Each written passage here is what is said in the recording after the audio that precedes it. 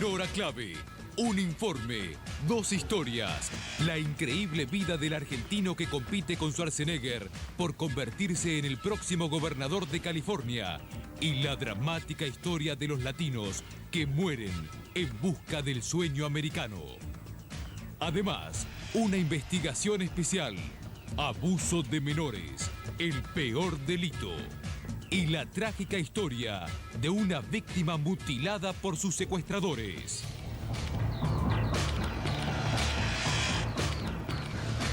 Bienvenidos a los 14 años de Hora Clave. No es poco, ¿no? Para nada. Felicitaciones, Mariano. Bueno, Nosotros gracias. llegamos hace poco, pero... 14 años. Justamente por esta ocasión vamos a tener un programa muy fuerte hoy, con temas muy hondos, muy fuertes, quizá demasiado fuertes en algunos casos. Sí, Mariano, y antes de entrar en el primero de ellos, que es el tema del abuso infantil, está con nosotros la mamá. No sé si ustedes recuerdan la historia, hace pocos días salió en los diarios. Un padre castró a quien había abusado de su hijo. Está con nosotros la esposa de este señor, la mamá del niño, de la víctima, que ya va a hablar con nosotros, pero bueno, antes de meternos en ese tema, yo les recomiendo a todos, y especialmente a mis compañeros de la mesa, qué bueno está el informe de El Gordo, el argentino que viajó a Estados Unidos y quiere ser gobernador y compite con Schwarzenegger. Una investigación de la clave buenísima. Y también va a venir Elena Cruz y va a estar cara a cara con Vilma Ripoll, que es quien de algún modo intentó impugnar su llegada a la legislatura de la Ciudad de Buenos Aires, cosa que generó una gran polémica en la última semana. Van a estar las dos cara a cara. Beatriz Montiel, como decíamos recién, es la madre de un chico de 8 años que fue abusado sexualmente, y la mujer del padre del chico que castró al abusador. Beatriz, buenas noches y gracias por la confianza de venir acá. ¿Cómo vivió todo esto, Beatriz? Horror, miedo, de todo. ¿Cómo fueron los hechos? Porque esto ocurrió el 8 de septiembre, ¿no es cierto? Sí. Cuéntenos un poquito qué pasó ese día. Sí, que mi hijo se había ido a comprar el pan y a los 10 minutos que él no venía empezamos a buscarlo. Y los vecinos, nadie sabía nada dónde estaba. Bueno, después mi marido llegó a casa, agarró la bicicleta con mi nena y se fueron a otro lugar a buscarlo. ¿A buscarlo? Sí, y no había caso, no lo podían encontrar. ¿Dónde era esto, Beatriz? En Esteban Echeverría. Esteban Echeverría. Sí. Entonces volvió de vuelta a mi marido y nos fuimos caminando. Y después lo encontramos en el descampado, que queda de mi casa, queda como 5 cuadras. Así que estaba cerca de su casa. Sí. ¿Y en qué situación lo encontraron a su hijo con este señor? Con el cirujano lo encontramos, estaba todo oscuro ese día. La mi nena estaba con los pantalones bajos y el cirujano también. Y ahí, justo cuando llegamos nosotros, mi nene preguntó, yo le decía, ¿qué pasó? Me violó, decía el nene, a los gritos. Y entonces mi marido le preguntaba al cirujano a veces y no respondía nada. No respondía nada y como mi hijo estaba decompuesto pensando que realmente lo había violado, entonces mi marido se encegueció. ¿No? Ahora, ustedes llegaron justo como para evitar que se consume el hecho, sí, ¿no? Sí, ¿Es sí. así? Sí. No llegó a violarlo. No. Pero si demoramos 10 minutos o 5, se lo hubiese violado. ¿Y su marido que tenía? ¿Un cuchillo? Que tenía... Sí, un cuchillo de cocina. Sí.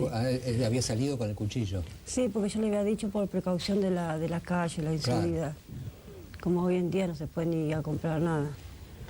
Entonces le dije que llevara el cuchillo. Claro, pues lo que ustedes temen en el barrio es el asalto, Sí, no es esto, ¿no es cierto? No, más el asalto por todos lados.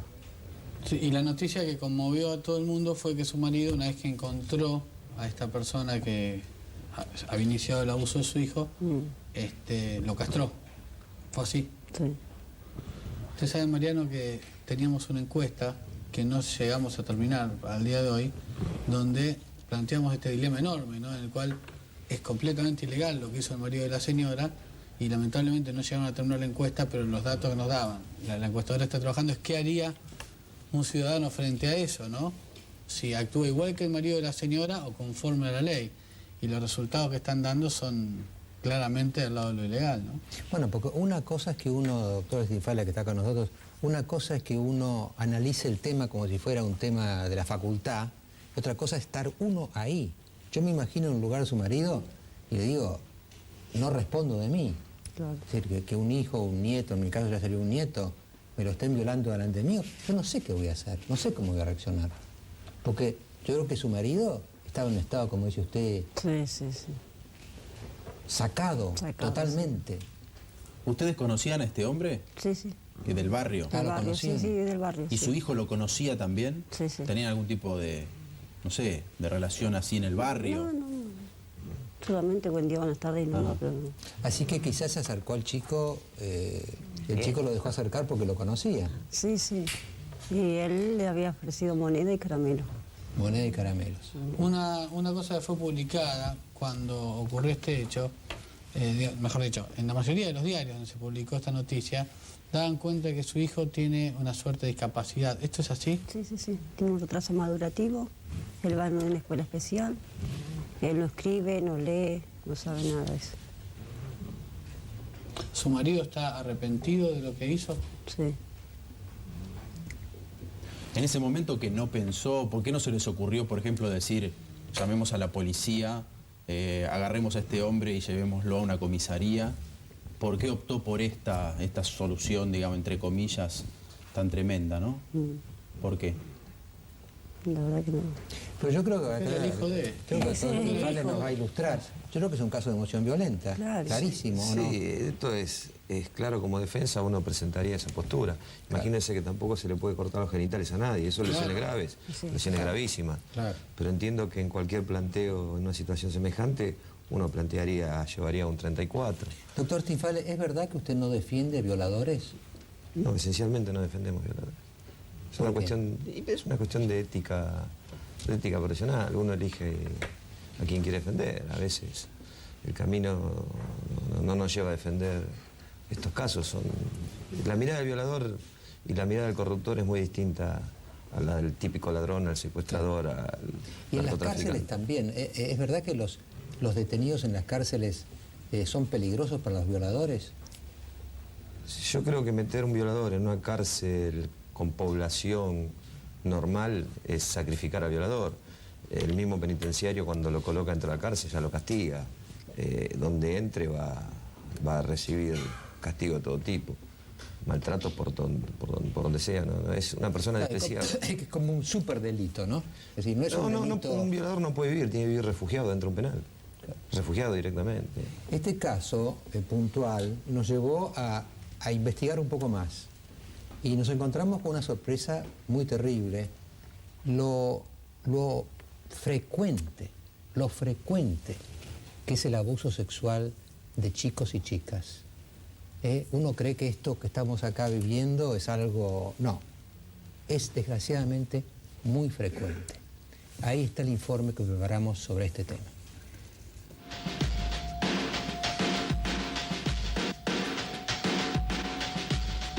Miedo, vergüenza, espanto y poder. Cuando un mayor abusa de un chico, mata su infancia para siempre. El abuso sexual de menores hoy sigue gritando en silencio. El abuso sexual infantil es un delito gravísimo y básicamente es un conflicto de perversión y vinculado a un fuerte abuso de poder. El abusador utiliza el poder que tiene sobre alguien que es absolutamente indefenso. El 80% de los abusadores están directamente relacionados con los chicos, con las víctimas, por una relación familiar o por una relación social o educativa. Las cifras son pavorosas. Solo 1 de cada 10 casos de abuso infantil llega a denunciarse. Mientras tanto, cientos de chicos sufren en silencio el delito más espantoso. Mi hijo se llama Gastón, fue violado por un alumno y por alguna persona mayor también, que estaba a su guarda. Gastón venía diciéndome desde las antes de las vacaciones de invierno que alguien lo molestaba dentro de la escuela. Mi esposo le pregunta a Gastón qué le había pasado y Gastón le contó que habían lo habían abusado. Es decir, no dijo eso porque es un nene con síndrome de Down, ¿no es cierto? Llamamos a las autoridades del colegio. Las autoridades del colegio dijeron que esto no había pasado ahí. Yo le creí, por supuesto, a mi hijo, inmediatamente lo llevé al hospital. En el hospital me dijeron que sí, que tenía lastimado en la hora 6:12 su cola. Inmediatamente hice la denuncia en la comisaría, le hicieron todos los peritajes que había que hacerle con el médico forense y de ahí empezó nuestro peregrinar. Siempre se oculta, siempre se tiene vergüenza. Y yo dije, yo no tengo que tener vergüenza por lo que le pasó a mi hijo, sino tengo que decir lo que estaba sucediendo. Los menores abusados viven en un verdadero infierno.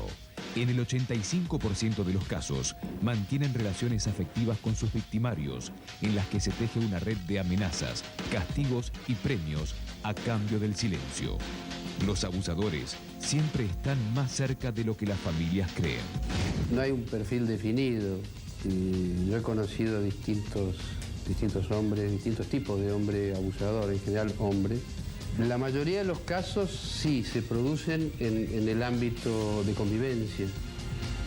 Muchos de esos casos son en el ámbito familiar propiamente dicho, porque es toda gente en la cual el niño confía normalmente en el adulto, y mucho más cuando es un adulto de confianza o es un pariente. Los daños son imposibles de medir. La criatura que es abusada todas las noches por un familiar necesita disociar para poder levantarse a la mañana e ir al colegio. Si no, no soportaría, se volvería loco, se moriría. Se le robó la infancia. Se le robaron cosas imposibles de recuperar. La criatura no es una víctima más, no es una víctima igual al adulto. El adulto puede contar casi siempre lo que le pasó. El chico casi siempre no puede contar lo que le pasó. En el 2002, solo en Capital Federal, hubo 1.593 casos de violencia contra chicos. Un 20% de estos casos fueron abusos sexuales. El 25% de las niñas abusadas quedan embarazadas y un 30% de las víctimas jamás se lo cuenta a nadie por temor. Sin embargo, la confesión es el primer paso para recuperarse. Abusaron de mi nene cuando tenía 4 años en la guardería. Necesitábamos un médico que nos certificara que las lesiones que el nene tenía como para ir al juzgado y hacer la denuncia. Nosotros al principio, cuando el nene nos cuenta lo que le había pasado, te da impotencia y te da bronca. Lo que uno quiere hacer como padre es decidir matar al hombre, porque el nene te decía quién era. El nene iba al baño, le sangraba la cola. Y yo le preguntaba qué le había pasado y él me decía nada, y se iba corriendo a jugar. Y en un momento le vuelvo a preguntar y el nene me dice, él fue el maestro. A este hombre le dieron 3 años cumplimiento efectivo. El hombre no fue a la cárcel nunca, ni siquiera estuvo preso un solo segundo. Y si la gente sabe, con certeza tiene seguridad de quién fue o si lo pescó, y sabe con seguridad, quiere directamente que lo maten porque no sirve de nada que siga vivo. En mi caso la justicia no hizo nada, así que yo si lo veo lo mato. Una vez que la víctima logra romper la barrera del miedo y el silencio, se puede empezar a recuperar. Lo que hay que tratar es de intervenir a tiempo, de generarle confianza al niño. Entonces hay que explicarle a los chicos que no son culpables. El delito que más duele, capaz de destrozar infancias, es un peligro en todo el mundo. Y también en Argentina, donde las investigaciones muestran que 1 de cada 5 niños corre riesgo de ser víctima del abuso sexual.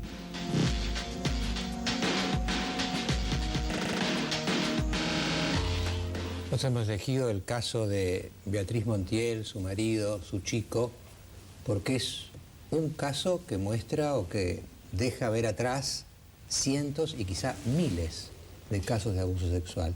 Doctor Stinfale, ¿usted cree que estamos bien equipados legalmente con castigos, con prevención, con investigaciones para luchar contra esta ola de abusos sexuales? Yo creo que la ley ya prevé, ya está cerrado el circuito. Lo que pasa es que el abuso sexual es de muy difícil prueba. Siempre hay un gabinete psicológico que determina, porque cuando no hay acceso carnal, se va por los dichos del menor. Y a veces el menor puede ser botín de guerra de padres. Padres que dicen que el padre o que la madre. Y y es muy difícil de llevar. Entonces tiene que ir a un gabinete psicológico y hay salas especiales que tratan esas cuestiones. ¿Qué pena tiene una violación de un menor? Y la violación va con los agravantes, tiene hasta la misma pena de un homicidio, de 8 a 25 años, tiene de 10 para arriba, son delitos gravísimos. Y mientras sea familiares, tutores, sacerdotes, todos aquellos que guían o que están a cargo del cuidado del menor, esos son los agravantes mayores. Ahora, en realidad, está equiparado a un homicidio. Al ser un enfermo el que viola, está hablamos de perversión. Pero al ser un enfermo, lo que le quiero preguntar es si más pena es efectivo, porque en realidad es un enfermo. Supongo que muchos violarían igual, aunque la pena sea mucho mayor. Yo digo que la pena, ¿no habría que ayudarlos en realidad? Las penas más elevadas no curan el delito. Una pena de 25, de 20 o de 15 es exactamente igual. No, lo que cura el delito es lo que no tenemos nosotros. Es que la investigación lleve a detener, porque es muy bajo el índice de detenciones. Es que es muy difícil prueba. Son ámbitos familiares donde uno no puede acceder tan fácil. Claro, como decíamos recién, los chicos a veces, claro, ella lo que le pasó a Beatriz, su marido, es que lo vieron prácticamente infragante, ¿no es cierto? Y pero va muchas la veces reacción el chico se calla por miedo, lo que decíamos en el informe, ¿no? Es como clandestino. Pero la ley prevé con los agravantes y creo que la justicia se basa mucho en peritajes. Esto se dirime con peritos de partes y con el gabinete psicológico, porque al menor hay que interrogarlo, hay que preguntarle, porque a veces los menores también son un poco condicionados a lo que dicen los mayores. Beatriz, le agradezco mucho que haya venido, seguimos con usted. Una pregunta que yo quería hacerle, su marido estaba por venir, después está asustado, tiene miedo que lo detengan, porque en verdad, yo no sé si el doctor Stinfale me va a ayudar en esto, pero es un caso de emoción violenta, igual lo detendrían, ¿o no? Se lo debe detener para que el juez analice. Seguramente si está en libertad, yo siempre digo que tengo un descreimiento en la justicia, pero no en los jueces. Los jueces saben leer la ley y van a ubicar en el artículo que tengan que ubicar, lo van a llevar a un estado de inimputabilidad, a un estado emocional. ¿Usted le aconsejaría a Beatriz que le aconsejara a su marido que se presente? Yo creo que no fue detenido en su momento ya. Sí, sí. Ya fue detenido. Fue detenido. Ya fue detenido. ¿Cómo fue? Fue detenido y fue liberado. Sí, a los 10 días. A los 10 días. Sé que se lo indagó y se resolvió la situación procesal. Pero en estos casos es en defensa de un tercero, y hay una gama y un abanico muy amplio para obtener la libertad. Esto termina en así una que falta usted, Beatriz, tiene dos problemas. Tiene el problema de su chico, cómo quedó, y su marido, cómo quedó. Porque él también debe tener un trauma por lo que pasó. Sí. Bueno, vamos a seguir con ellos, y vamos a ir a otro aspecto, porque esto no termina acá, no termina la parte física, ¿no es cierto? Del abuso, la violación. Del abuso a la violación, que hay una graduación, ¿cómo es? ¿O son dos cosas distintas? Y la violación es una cosa y el abuso es otra. La violación con acceso carnal y el abuso es, para que la gente entienda, el toqueteo. No se diferencia ahí. Lo que pasa, Mariano, es que el doctor Stinfale es correctísimo en explicar el punto de vista legal del asunto y la diferencia entre abuso y violación. Lo que pasa es que hay un montón de aspectos que la ley no contempla y que nuestro equipo de investigación fue descubriendo a medida que se metió en el tema. No tiene que ver con lo legal. Por ejemplo, hasta ahora vimos todos abusos que tienen que ver con lo físico, con el contacto físico. Sin embargo, hay muchas otras maneras de abusar de menores, incluso que la ley no contempla. Usted va a ver luego un informe donde habla de un abuso mucho más difundido y quizás menos grave que este, ¿no? Después de los auspicios vamos a ver entonces un aspecto nuevo, digamos, ¿no? Va a haber 4 millones de usuarios de Internet en el 2004, ya ahora, ¿no es cierto?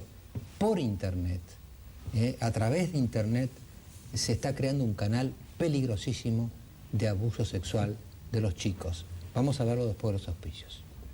Las siguientes empresas están acompañando a Mariano Grondona en el 14º aniversario de Hora Clave.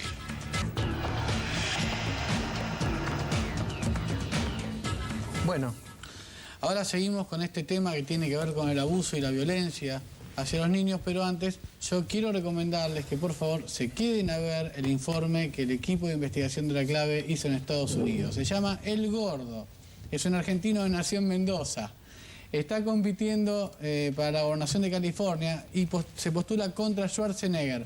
Fuimos a buscar la historia del famoso argentino Chanta, nos encontramos con una sorpresa muy interesante, no era tan chanta y hay una historia muy dramática detrás de su postulación. Y también, Mariano, después de los huevazos y los palazos, Elena Cruz, ya como legisladora de la Ciudad de Buenos Aires, cara a cara con Vilma Ripoll, quien quería impugnar su llegada a la legislatura. Un caso que parece una anécdota, pero que en realidad me parece habla de las contradicciones de la sociedad argentina respecto de la revisión del pasado, la mirada sobre los 70.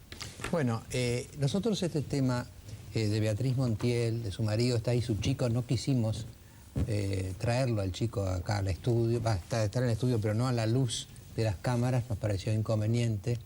Su marido está muy traumatizado, venía hasta hoy 7 de la tarde, por ahí venía. Pero ese caso que es muy fuerte, nosotros lo quisimos hacer para abrir la puerta o la ventana de los miles de casos que hay, y le decimos, no queremos asustar, pero cuando yo comentaba que teníamos el tema de internet y demás, la cantidad de madres que hay hoy en Buenos Aires, preocupadas por con quiénes chatean sus hijos, o sea, es una cosa que a mi generación no me agarró, pero los chicos de 14, 15, 13, 8, 12, están todo el día así, Hay algunas madres que me cuentan que cuando entran al cuarto el chico apaga. Claro. Entonces, ¿qué está mirando?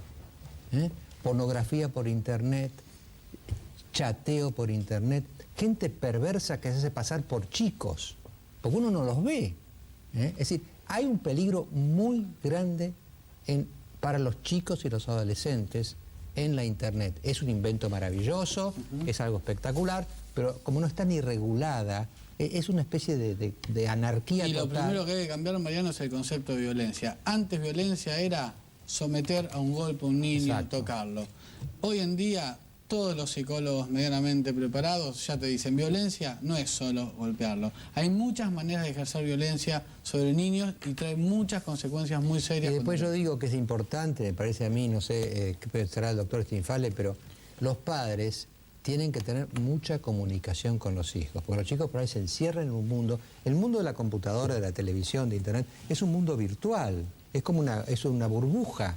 Entran en la burbuja y es como que se aíslan y practican secesión con su propia familia y entran en confianza con personas que no son de confiar del otro lado, ¿no? Bueno, vamos a mostrar entonces ahora en la investigación que hicimos sobre los peligros sexuales que hay en internet. En Argentina hay más de 2 millones de personas que se conectan a internet desde sus casas y se calcula que la cifra se va a duplicar para el 2004. Los chicos, primeros fanáticos de la web, pueden volverse adictos a la computadora. Y con internet y el chateo apareció un nuevo peligro, el de la seducción y el abuso de menores a través de la red. El chat es el lugar ideal para falsear la identidad y jugar a ser otro. Un juego que puede resultar muy peligroso. Empecé a chatear con él unos tiempos. Después le di mi número de teléfono por el chat. Me empezó a llamar varias veces. Las primeras veces eran leves, tranquilas, charlábamos bien. Después ya se puso un poco medio pesado y un día recibí una llamada de él, me dijo que estaba yendo para donde yo vivía. Dije que no vaya, que por favor no vaya. Me empecé a desesperar porque estaba sola en mi casa y me decía, bueno, estoy llegando, llamé a la guardia donde yo vivía, pedí por favor que no dejen pasar a nadie al lote donde yo vivía y bueno, no llegó a pasar y me volvió a llamar con groserías, a un nivel alto de agresión, porque no dejé pasar a nadie y menos a él. Yo tenía 15 y él tenía 27. Me hablaba en un tono medio sensual. En un sentido me gustaba, hasta que me asusté. En realidad parece que le gustaba más que yo tenga 15 y no tanto la edad de él. Se ve que le gustaban más las chicas, las chiquitas, se veía. Porque en el momento uno todo es hermoso, color de rosa, que el hombre perfecto, pero puede pasar cualquier cosa y eso en serio. Según un estudio de UNICEF, Los chicos argentinos ven más de 4 horas de televisión y se conectan largas horas a Internet. Los canales de encuentros entre personas son de los más visitados y, en definitiva, nunca se sabe exactamente con quién se están conectando. La chica de 13 años contó que había sido seducida por un chico de su misma edad y dejó, pero después apareció que era un adulto, entonces le pedía que con la videocam hiciera cosas frente a la cámara, frente a la pantalla. Y otro caso de un adulto que también me comentó que él compulsivamente tenía necesidad de hacerse pasar por chico más jovencito y entrar a los chats de jóvenes. Pero en internet es muy difícil hacer la denuncia porque son con nicknames, aunque se puede rastrear a través del servidor quién es. Pero es una cosa nueva, parece, legalmente, no sé si está muy estipulada la jurisprudencia. En julio pasado, millones de padres en todo el mundo sintieron pánico cuando una niña inglesa de 12 años decidió fugarse con un amor que había conocido a través del chat. La niña se encontró con un marín mayor de 30 años que ya tenía antecedentes de abuso sexual de menores. Sin dudas, Internet abrió un mundo fascinante que también se puede volver peligroso.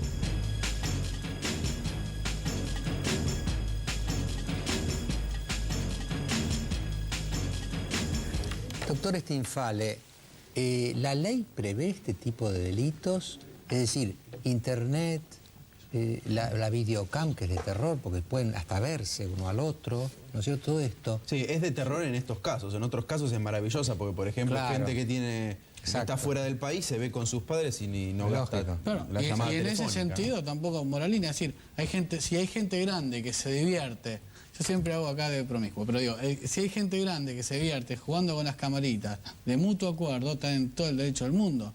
Lo grave es el eje que estamos trabajando nosotros, es qué pasa cuando hay un menor, ¿no? Es decir, acá me parece que es un vehículo para corrupción de menores muy fuerte, ¿no? Yo, pensando en voz alta y armando una denuncia, yo tomaría el artículo 128 del Código Penal, que habla aquel que reprodujera imágenes obscenas. Ya tiene una pena de 15 a 1 año. Entonces lo llevaría a equipararlo con Internet. Entonces podría denunciar que, en base a que la ley ya prohíbe a aquel que reproduce imágenes obscenas, la reproducción vía una computadora a través de un ojo, podría tener el dolo de autor de corromper y buscar el objetivo de corromper y hacer una denuncia formal. Pero de un abuso. perdóname, cuando alguien se hace pasar por un menor, como veíamos recién en el informe, y después trata de armar una cita, ¿es imposible frenarlo en tanto y en cuanto la otra persona confía en esa charla en el chat? Lo que pasa es que ahí empiezan a ver si son tentativas o hechos consumados. Si usted frena o no frena, eso es una cuestión que la justicia Para contempla. este menor, para este caso, ¿qué quiere decir? Menor de 18 años. Yo podría denunciar a una persona que tiene el dolo del autor de querer corromper a otra, punto. Claro. Y después con los agravantes, menor de 12, mayor de 12 a 15, de 15 a 18, buscarle los agravantes posteriores. Pero la figura entraría en una figura del dolo de autor de corromper. Ahora, es difícil porque... Es muy difícil prueba. Claro, y además, yo hablo con padres, como iba a hacer este programa, hablé con varios y demás. Hay padres y madres muy preocupadas porque un chico a lo mejor de 15, 16 años, que es un poco la edad que ya el chico tiene su personalidad, no les dan acceso. Claro. Es decir, van al cuarto. Claro. Hoy en día hay 4 millones de computadoras en el país. Hay muchas en manos de chicos, en los que tienen por el colegio, lo que sea, más que como decís vos, que es fantástico, ¿no es cierto? Pero se va como creando un mundo, el cuarto del chico se convierte como en un templo donde no se sabe qué pasa, ¿no? Entonces, ¿cómo se llega a eso? Por eso son todos de difícil prueba. Eso es lo más importante, no se puede probar estos tipos de delitos. Entonces es muy difícil trabajar. Y después ya la tecnología, los mismos jueces van a ir creando fallos y esos fallos van a ir marcando la tendencia. Jurisprudencia. Va a ir formando jurisprudencia. Bueno, nos dicen que no hay tiempo. Nosotros teníamos un tercer tape, Mariano. Fuimos de lo más grave y más reducido en cantidad de casos a quizás otras cosas un poco menos graves, pero muy expandido. Arrancamos con la violencia física, el abuso, la madre que tuvimos acá. Seguimos con lo que podemos llamar la violencia virtual. Nos queda para más adelante un tema muy interesante, lo que hoy llaman la violencia simbólica.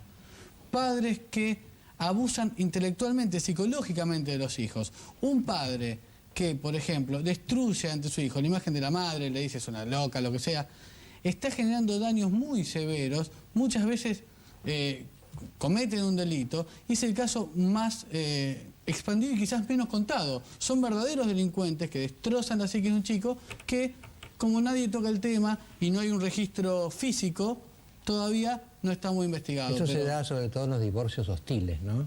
Cuando hay una separación hostil, cuando hay una separación, bueno, racional, civilizada, pero cuando hay la guerra de los Roses, sí, la guerra entre el marido y la mujer, a veces el chico es el rehén, la víctima de esa hostilidad, y dicen que cuando el padre destruye la imagen de la madre en el chico, en un momento sobre todo de su desarrollo, en que el chico prácticamente a través de la madre ve a todas las mujeres, o a través de la madre ve el mundo, le produce un daño mucho más profundo, ¿no? Claro. Lo bloquea de una cantidad de cosas que la madre en ese momento representa. Bueno, nos quedan todavía varias historias más, una historia de alguna manera también de inseguridad, de secuestros, el caso de la llamada banda de los 9 dedos, que mutiló a una persona, a un rehén que está aquí con nosotros, y por supuesto el tema del gordo, que usted lo explica mejor que nadie. Diga algo del gordo. Porque es divertido, porque el gordo es un argentino. Pero no es solo divertido. Empieza siendo divertido y termina siendo terrible. Es la increíble historia de un argentino que hoy compite contra Schwarzenegger, por supuesto, con menos posibilidades por la gobernación de California. Fuimos a preguntarnos quién es este tipo, este mendocino que acá había querido ser actor y allá terminó haciendo política, y terminamos encontrando detrás de su causa un drama terrible que es el de los latinos en Estados Unidos, y yo les recomiendo a los que piensan en irse todo el tiempo, vámonos a Estados Unidos, vámonos, que vean un poquitito el trato que a veces recibimos allá. Todo eso después de la segunda tanda de auspicios por los 14 años de la clave. Las siguientes empresas están acompañando a Mariano Grondona en el 14º aniversario de Hora Clave. Digo, así que la tenemos Elena Cruz, ¿no? Sí, da la cara, enfrenta a quien quiso impugnar su llegada a la legislatura. Elena Cruz, que finalmente es legisladora de la Ciudad de Buenos Aires, con un mandato breve y que ha generado una gran polémica, ¿eh? Qué paliza se comió, ¿eh? Sí. Pero fue terrible. Pidió perdón, pero de algún modo sigue reivindicando la dictadura de Videla, así que vamos a ver qué dice hoy. Muy bien. Bueno, después vamos a opinar de eso porque tiene mucha tela para cortar. Bueno, ahora entramos al mundo del gordo. Esto lo descubrió Marcelo López Macía, que está acá con nosotros. Anduvo por California, casi lo agarró el huracán, menos mal que, ¿no? Zafó del huracán. Y cuéntenos un poco, Marcelo, ¿cómo fue lo del gordo? ¿Cómo llegó al gordo usted? Nosotros nos enteramos de este candidato argentino a la gobernación de California, ahora para el 7 de octubre, dentro de algunas semanas nada más, y pensamos, un cómico que se hace llamar El Gordo, que actúa en la radio, un argentino en California, dijimos un chanta, un aventurero, una persona que está tratando de hacerse famosa. Tampoco es un canciller, pará. No. O sea, la historia que vas a contar es buenísima, pero que la gente vea si le parece un chanta o si le parece el héroe de los latinos del mundo, ¿no? Claro, nosotros de entrada pensamos, realmente puede llegar a ser un chanta, ¿no? Pero cuando llegamos nos dimos cuenta de que es prácticamente un Quijote. Él tiene un programa de humor, todos los días 3 horas en una radio AM que llega a todos los Estados Unidos, y le es muy difícil hacer humor, porque él habla permanentemente con la gente, obviamente con los latinos, tiene un gran predicamento en la comunidad latina, pero recibe por parte de los latinos permanentemente problemas de deportación, problemas porque no consiguen la licencia para conducir, problemas porque no tienen crédito, y no tener crédito en Estados Unidos es prácticamente ser un paria. La gente que se muere en el desierto, o sea, él recibió una carga y dijo, bueno, algo hay que hacer, nuestra gente realmente está sufriendo, algo hay que hacer, y se dedicó a hacer radiotones, que son las maratones de radio, se dedicó a empezó por la radio, es importante que él llega a la gente por la radio. Tiene 3 horas, es un programa muy escuchado en todos los Estados Unidos. Con un mexicano, ¿no? Eduardo. Con Eduardo. Radio Única de Los Ángeles. ¿Lo escuchamos también? Lo escuché. Es la primera vez que a Marcelo lo vemos conmovido por un político. Siempre va, se pelea, le pega. Esta vez vino como... Lo que pasa es que yo voy a contar una confidencia. Diego intentó cruzar el desierto y no pudo. Pero ahí lo escuchaba el gordo. Sí. Sería bueno que la gente primero vea el informe, la primera parte del informe, ¿no? Vamos a preguntarnos primero, porque tiene varias entregas esto, ¿no? Primer tape, ¿quién es el gordo?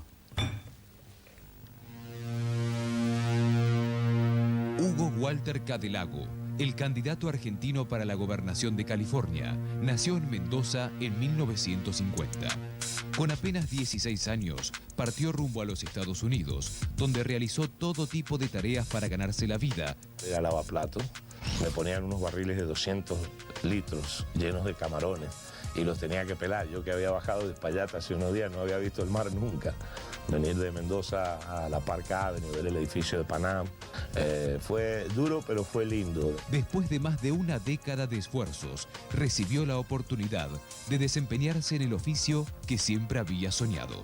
Aquí está el programa más cultural de la radio, damas y caballeros, El Gordo y Eduardo.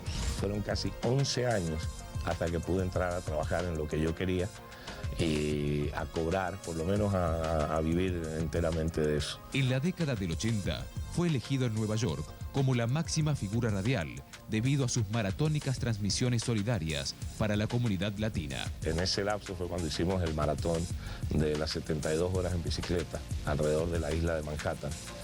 Con 115, unos 60 kilos más de lo que peso ahora. Y eso lo hicimos a beneficio de los niños lisiados de Puerto Rico. En los 90 se instaló en California, donde conduce un programa diario de 3 horas de duración. Desde Radio Única, una emisora de alcance nacional, se ocupa de los problemas de los latinos que viven en Estados Unidos.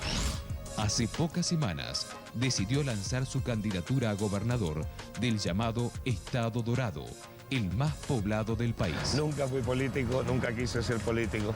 Fue la necesidad de nuestra gente aquí que yo mismo pasé.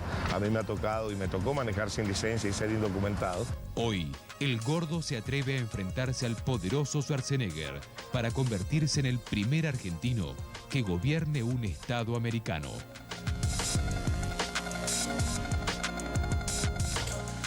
Marcelo, claro, pasó esto, ¿no? El gordo primero era una figura más o menos pintoresca, digamos, y le empiezan a llover pedidos latinos, porque hay una paradoja en todo esto, ¿no? Por un lado, los latinos van al norte porque esperan vivir mejor, y de hecho hay una responsabilidad de los gobiernos que no pueden contenerlos en sus fronteras. Van, pero cuando van se encuentran con la resistencia de los que están. Y sin embargo son 1/3 de los habitantes de California son latinos. Claro, y al gordo, cuando lo llaman por la radio, la idea de que sea candidato a gobernador surge de la gente. Le dicen, gordo, preséntate tú de candidato a gobernador. ¿Cómo dicen? Me encantó el tonito. Claro, muy bien. son de mexicanos. Rosario a Nuevo México, muy bien, 90% son mexicanos. Entonces, preséntate tú, preséntate tú. Y él inclusive lanzó una idea, que es vamos a hacer un paro de latinos, para que se den cuenta que todo el trabajo silencioso de los Estados Unidos lo hacen los latinos, en las viñas, en los peores lugares, todo el trabajo que el norteamericano, el blanco generalmente no quiere hacer. Dice, vamos a hacer un paro de latinos, así se dan cuenta que todo el trabajo lo hacemos nosotros. Entonces lo fueron convenciendo de a poco y el gordo se lanzó. ¿Y tiene chances el gordo o es más que nada testimonial para instalar este tema del reclamo de los latinos? Tiene pocas chances, a pesar de que, como decía Mariano, 1 de cada 3 habitantes de California son latinos. Las chances son relativas. Las encuestas las encabezan Schwarzenegger, que es un candidato muy duro, realmente es anti-inmigrante. A pesar de ser un inmigrante austríaco, tiene un fuerte tono alemán, tiene un acento muy fuerte, con lo cual muchos lo asocian al nazismo, ¿no? Bueno, pero perdóname, en ese punto Schwarzenegger, que es un poco lo que nos muestra la segunda parte del informe, ¿no? Lamentablemente, uno lo ve al gordo, ¿no? Y ante la necesidad de tener que hacer campaña contra Arnold Schwarzenegger, por más que después nos vamos a enterar que detrás de gordo hay una causa muy sufrida y muy dramática, una verdadera historia fuerte que tiene que ver con el latino, mientras tanto lo que nosotros vemos de acá es el gordo, que es de Mendoza, contra Schwarzenegger. Y la verdad que ver la pelea electoral es fuerte, ¿no? Lo que decía Marcelo, es el Quijote contra los gigantes, contra el gigante, gigantón. Vamos a ver ahora ya la pelea electoral entre el gordo y Schwarzenegger.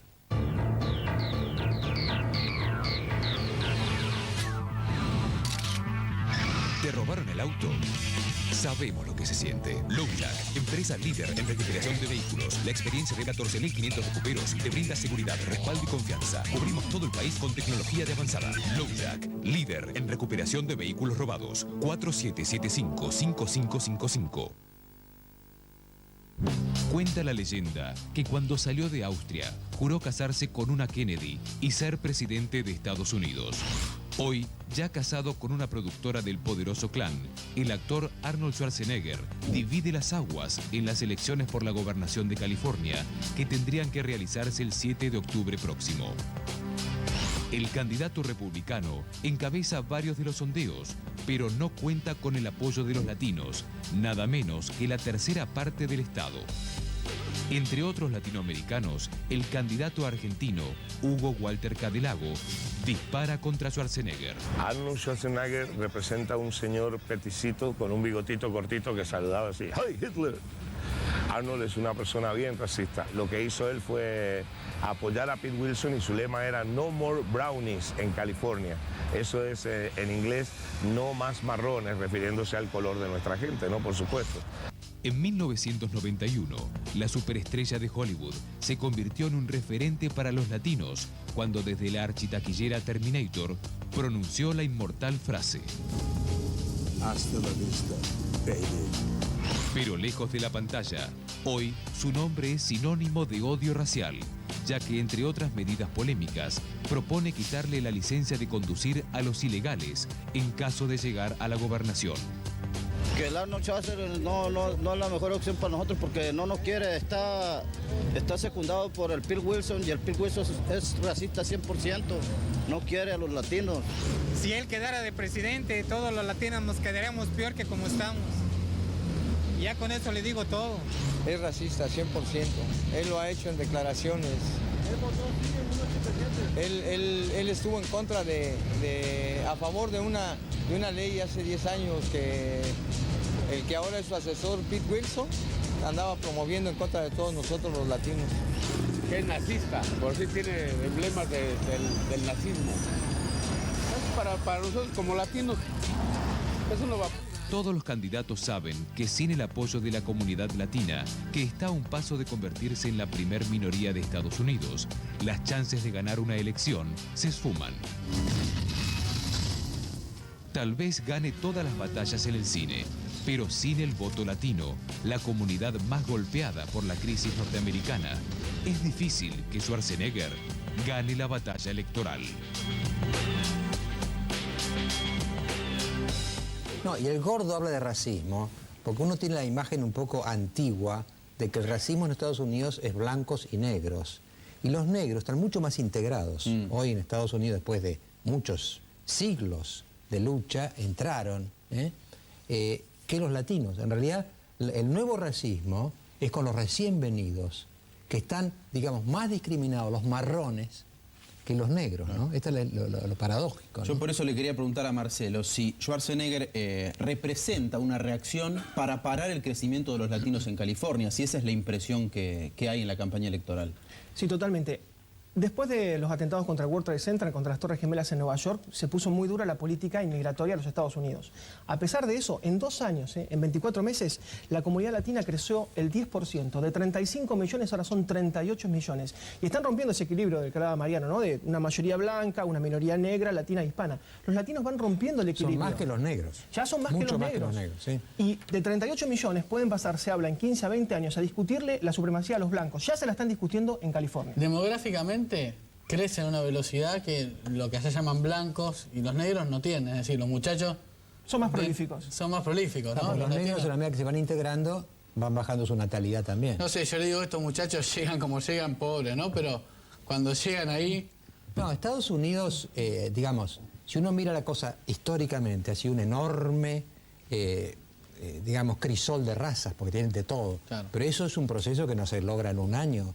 Supongo que dentro de 30 o 40 años los latinos van a estar como negros ahora totalmente integrados, pero no ahora. Ahora es la lucha. Ahora Ellos tienen una frase, los mexicanos dicen, estos territorios, Nuevo México, Arizona, California, los perdimos a los balazos contra los gringos, dice, pero se los vamos a ganar en la cama.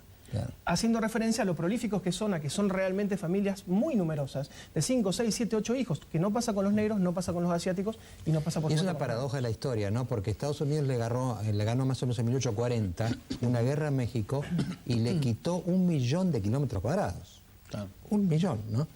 Es decir, que todo el sur de Estados Unidos era mexicano.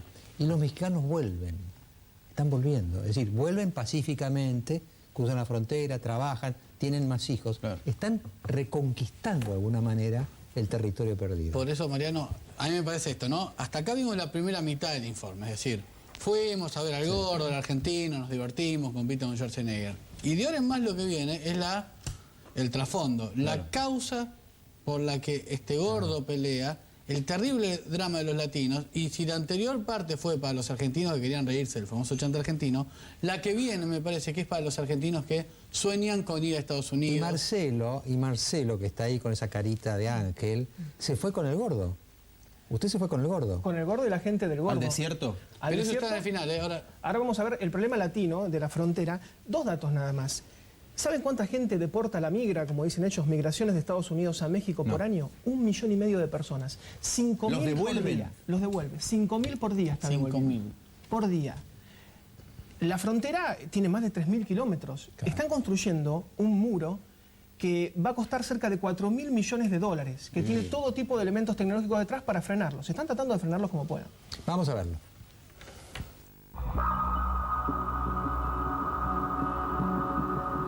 En los últimos 3 años, debido a la recesión económica y a los cruentos atentados contra las Torres Gemelas, la comunidad latina de Estados Unidos perdió más de 3 millones de puestos de trabajo. Esto motivó que la administración de George Bush redoblara sus esfuerzos para impedir que más trabajadores de habla hispana traspasen la frontera desde México. Para latinos, después del 11 se puso muy crítica la frontera, para todos los latinos que vienen para acá. Se ha endurecido más desde lo que pasó el 11 de septiembre del 2001, allá en Nueva York.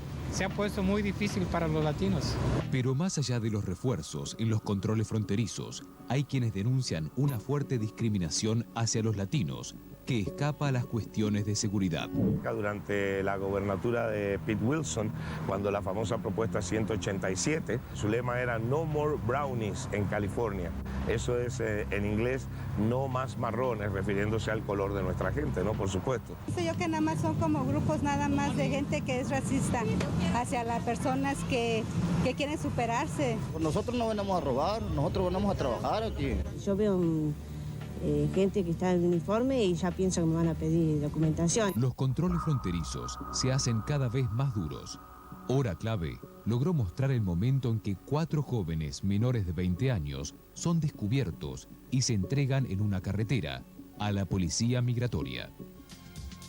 La policía migratoria no es el único peligro que deben sortear los que cruzan la frontera en busca de una mejor vida.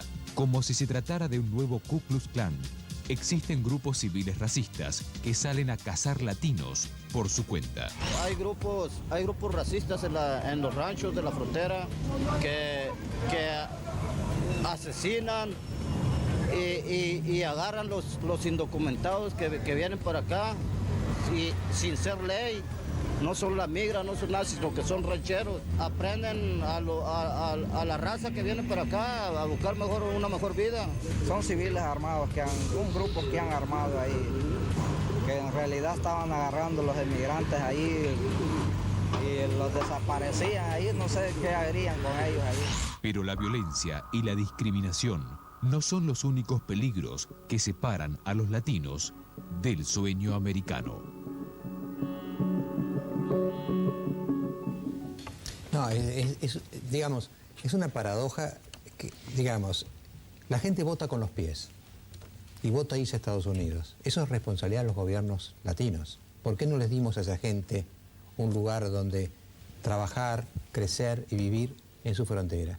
Cuando van, generan una especie de movimiento, de fobia al inmigrante, que hay en Europa y hay en Estados Unidos. La fobia al inmigrante que vienen a ocuparnos, que son cada vez más, y entonces la cosa de cómo los rechazamos. Es un doble movimiento, digamos, ¿no? Ahora, los países centrales a veces también contribuyen con esta dinámica, porque, por ejemplo, le dan subsidios a los sectores agropecuarios o agrícolas e impiden que se desarrollen los países pobres. Eso es política, yo entiendo. No, bueno, pero eso, razón, también esto genera la inmigración irracional, ¿no? Totalmente de acuerdo con vos, y esa es la causa. Ahora, una cosa es la causa, los libros, y otra cosa es ver lo que vamos a ver ahora, lo que encontró Marcelo. Cuando esa causa se transforma en un desierto, lleno de muertos, sin poder ser reconocidos, sin que sus familias lo sepan. Ahí es donde entonces trabaja, y se unen las dos historias, este gordo argentino que quiere ser gobernador. ¿Qué encontraste en el desierto? El gordo, por ejemplo, en la última radiotón que hizo, la maratón radial, juntó $130.000 para poner agua en el desierto. Puso a lo largo de casi 1000 kilómetros 300 estaciones de agua, porque los chicos, generalmente son adolescentes, jovencitos que cruzan la frontera, son mexicanos, son centroamericanos, pero ojo que hay sudamericanos y están pasando muchos argentinos que los convencen de poder ir. Estos chicos se mueren de sed. Oficialmente se habla de 500 muertes al año, pero se habla de que pueden ser muchísimas más porque los cuerpos quedan tendidos en el desierto. Nadie los va a rescatar. Los atacan las serpientes. Perdón, en el TV hay un señor que dice que entierra él 5 por día. Sí, sí. Los cementerios se llenaron a tal punto que tuvieron que hacer nuevos cementerios para los CNN. A todos les ponen el mismo nombre, John Doe, porque no saben ni cómo se llaman, porque el que cruza sin documento. Todos se llaman John Doe. Es la manera como ellos ponen NN, ¿no? Sí. Es un soldado desconocido. ¿Cómo que? No sé cuál es el origen de John Doe. John Doe y Jane Doe si es mujer. Sí. Fueron tantos, son tantos, que los cementerios se llenaron y que tuvieron que hacer nuevos cementerios. Ahora lo van a contar en la historia y lo vamos a ver. La historia es cruel. Esta es la muerte en el desierto. Para combatir la entrada de inmigrantes ilegales desde la frontera mexicana, el gobierno de Bush ha construido un monstruoso muro que separa a los latinos del sueño americano. Pero a pesar de los recaudos norteamericanos, el flujo de ilegales no se detiene y el desierto que separa México de Estados Unidos se ha convertido en el paso elegido para quienes quieren conquistar América. Cada vez son más los que no logran resistir las jornadas de 50 grados sin agua y no llegan a la tierra prometida. Simón, ¿ustedes traen los cuerpos sin vida del desierto? Sí, los traemos ya sin vida, o sea, algunos que tienen ya algunos días o meses a veces que no los han identificado. Es precisamente el calor que es el que los amuela. Cuestión del agua, falta de alimento, se les acaban las fuerzas y ahí quedan. Para evitar más tragedias, la organización Water Station colocó cientos de estaciones con bidones de agua. ¿Cada cuánto se renueva aproximadamente? Una vez por semana. Cuando los encontrás, ¿en qué estado están? No, ya cuando los encontramos ya están, la mayoría están en estado. Cuando nos toca encontrar los grupos ya están en estado de deshidratación, ya están en delirio, ya la vista ya no enfoca, ya están perdidos. Entonces esta estación necesita que la reemplacen. Mira, la dejaron la mitad de... No, nada, casi terminaron esta botella. Entonces qué bueno que traemos unas botellas ahí, mira. No tiene agua. ¿Ves? Puede ser una vida que se salvó, ¿no? Una o varias, bueno, porque mira la cantidad de agua que se han llevado de aquí. Hay muchas de las personas que nos reportan que gracias a las estaciones de agua se han salvado la vida porque ya estaban listos para rendirse y encontraron el agua y con eso fue lo que los salvó. El argentino Gordo Cadelago llegó a juntar más de $130.000 para la causa del agua en el desierto en su última maratón radial. Su esposa fue una de las tantas espaldas mojadas que logró ingresar clandestinamente a Estados Unidos. Hay algo bien especial que tú siempre me dices que recuerdas cuando cruzaste la frontera. Cuando mi hermanito decía, mami, por ahí ya no, mami. ¿Y qué es lo que había? ¿Por qué decía por ahí ya Porque no? era agua y estaba muy frío. ¿Qué es lo que había? ¿Como un charco de agua? Sí, era como un canal de agua. ¿Y ustedes lo tenían que cruzar? Sí, nos teníamos que pasar y después como veíamos a migración nos teníamos que volver a regresar y entonces ahí era cuando él decía, ya no, por ahí ya no, mami. ¿Los agarró alguna vez inmigración? No, nunca. Alcanzaron a pasar, pero sí. A tu madre sí. Sí, a mi mamá, ella ya venía aquí como muchas veces, ya había venido antes. ¿Cuántas veces la agarró inmigración? 5 veces. Tras la caída del sistema que permitía a los argentinos ingresar a Norteamérica solo con el pasaporte, cada vez son más los compatriotas que recurren a un coyote o traficante de personas para cruzar el desierto. Bajo el sol del desierto. Pues yo sé que ahora nosotros estamos viendo compatriotas argentinos, son las nuevas víctimas de los coyotes, después de todo este problema que se canceló la visa. El wetback o el espalda mojada es una historia de siempre en Estados Unidos. Ahora son las nuevas víctimas porque tienen que cruzar la frontera, son los que menos conocen de los trucos de los coyotes y se convierten en las víctimas más fáciles. Quienes quieren quedarse del lado mexicano para hacer dinero tienen una opción: vender su propia sangre en $65. El plasma humano es muy codiciado en Estados Unidos, pero cada vez son más quienes añoran burlar los controles migratorios y las patrullas utilizan todo tipo de trucos para borrar las marcas de sus rodados y no alertar a los indeseados visitantes.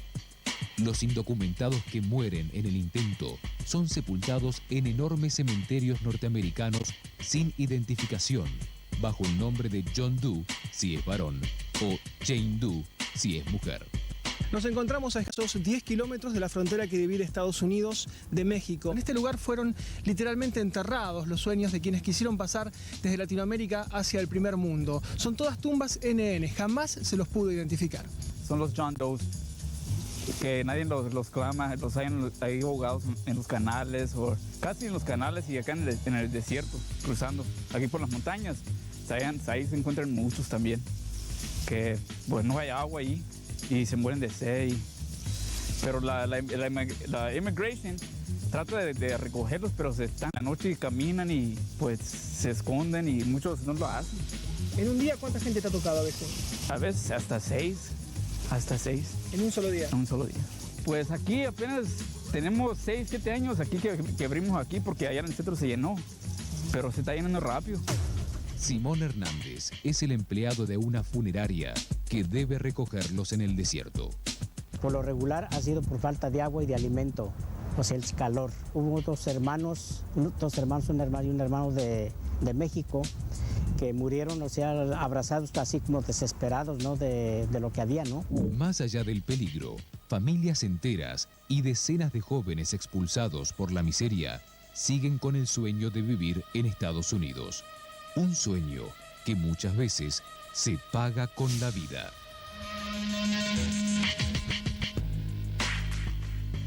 Marcelo, una duda que me quedó. El desierto es un calor infernal, ¿no? El auto que habíamos rentado, alquilado, marcaba la temperatura, eran 120 grados Fahrenheit, que son casi 50 grados centígrados nuestros. Yo para hacer la presentación me quise arrodillar en el piso para que el cuadro encajara justo y aguanté con la rodilla en el piso creo que 10 segundos, porque la tierra arde. ¿Sabe qué hacen los rednecks, que son un grupo cercano al Ku Klux Klan, cuando encuentran a los ilegales? No los matan, no les tiran tiros, les sacan los zapatos. Con eso solo, la persona está prácticamente condenada a muerte. Ahora, fíjense cómo, para narrar un poco lo que fue esta nota, esta investigación, empezó casi como una nota de color, ¿no es cierto? El gordo, bueno, el Quijote. Y a medida que Marcelo iba entrando y nos iba llamando desde California, iba ahondando un problema político, social, económico, países que expulsan, que no saben contener en el sur, países que no quieren recibir en el norte, y el drama de la gente que quiere pasar de una civilización, de una cultura a otra, ¿no? Así que la cosa se fue como ahondando, y así usted quizá lo ha registrado, Empezó como una nota color, terminó como un signo de interrogación profundo.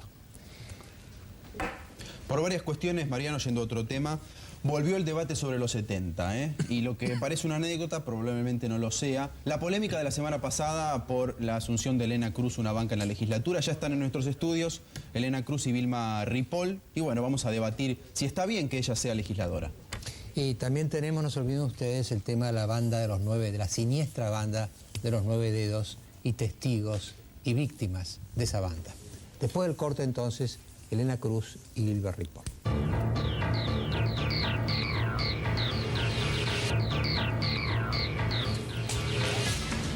Bueno, ustedes saben que hace un par de días en la legislatura porteña tenía que presentar su diploma Elena Cruz. Hubo incidentes que todo el mundo vio por televisión, muy fuertes, muy duros. Le tiraron huevos a ellas, pero le pegaron un golpe. Ahí está Fernando Ciro con su cicatriz, que lo lastimaron, sangraba por todos lados. Fue un episodio muy fuerte, y además creo que es un tema muy fuerte. Es un tema muy fuerte de hasta dónde podemos convivir entre nosotros, digamos. Yo le pediría a Elena Cruz. Elena, ¿qué tal? Buenas noches. Hola, ¿qué tal, Mariano? Muchas gracias por invitarme, y te voy a pedir una sola cosita. Yo quiero decir unas pequeñas cositas que hubo querido decir cuando juré, pero no se pudo porque era tal el desastre. Yo no sé si vos estabas cuando viste que los ríos... ¿Nos contás primero qué pasó ahí? ¿Cómo fue el incidente y cómo terminó? No, el incidente, ¿a qué incidente te referís? Bueno, al incidente antes que vos entraras. Cuando estaban en el bar. Cuando claro. estábamos en el bar. Sí. Bueno, cuando estábamos en el bar, primero se fue acercando un grupo de jóvenes, no demasiado grande, gente muy joven, algún chiquito, había de todo, y con pancartas, y nosotros estábamos conversando esperando que nos dijeran vayan para la legislatura. Cuando dijeron ya se empieza a tratar el tema, vayan para la legislatura, nosotros salimos creyendo que iba a ser una cosa así tipo insulto, esperada, gente que ha sufrido, gente que quiere... Pero no, entró una persona de golpe en el bar y me tiró un huevazo que vos no te puedes imaginar. Yo no podía creer porque nunca me pasó una cosa así. Una persona fue. No sé si hombre o mujer, pero creo que en la televisión se vio. Después de eso vinieron huevazos con la mano, con el golpe. Yo tengo muchos moretones por todos lados y un palazo acá en la espalda. Pero en fin, te golpearon se pudo... también. Sí, pero lo que importante de todo esto, lo que hay que rescatar, es que se pudo, los policías me agarraron, lo terrible fue cuando le abrieron la cabeza a Ciro, porque yo ahí me aterré, porque no te olvides, Mariano, que Ciro tuvo metástasis en el cerebro, los golpes en la cabeza pueden ser gravísimos, gracias a Dios parece que son superficiales, que no hay nada demasiado. Lo veo bien por lo menos. Sí, pero de todos modos el oncólogo lo quiere ver, etcétera. Pero lo importante es que yo pude entrar al palacio, me llevaron al salón Eva Perón, que queda al lado del recinto, donde tuve que esperar todas las horas necesarias para que se debatiera. Tengo entendido, yo voy a pedir después toda la cosa taquigráfica, que fue un debate excepcional. Ahora, Elena, siendo condenable absolutamente toda agresión física, ¿no? ¿Usted no los provoca con sus dichos y con sus actitudes? Yo lamento, mira, lo que te quería decir, Mariano, antes que me preguntaras, yo tengo 3 cositas o 4 muy chiquitas y cortitas para decir, y las quiero decir porque las considero muy importantes. Yo quiero aprovechar todo medio para pedirle perdón a la gente a la cual yo haya hecho sufrir con mis exabruptos, con mis opiniones individuales. Yo sé que nuestra gente ha sufrido demasiado, y yo no les pido perdón de verdad, de todo corazón. Eso es lo primero que yo quiero decir. Disculpa, Elena. Lo segundo que quiero decir, perdóname, Sí. Lo segundo que quiero decir es que yo entro a la legislatura donde tuve el honor que me conmovió profundamente de jurar con la responsabilidad que significa ser representante de todos los ciudadanos de la ciudad de Buenos Aires. Quiero decir que como no pertenezco a ningún partido, voy a votar todas las leyes que me parezcan buenas, independiente del dónde vengan, del color político que tengan. Yo hoy día como legisladora no puedo hacer política, no debo referirme a nada que no sean las leyes y los proyectos de leyes para la ciudad y para los ciudadanos. Por lo tanto, esa es la segunda cosa. Y la tercera cosa es que yo en estas escasas 11 semanas que me quedan, 11 jueves que me quedan, voy a tratar por todos los medios que se cumpla el primer objetivo del preámbulo de la Constitución argentina que dice constituir la Unión Nacional. Perdón, Elena, discúlpeme. Usted habló de exabruptos y yo quería aclarar un poco el punto. ¿Usted califica como exabrupto su elogio a Videla? Yo no, perdón, porque soy sorda, vieja, tonta. Por suerte creo con el recinto de micrófonos, ¿no?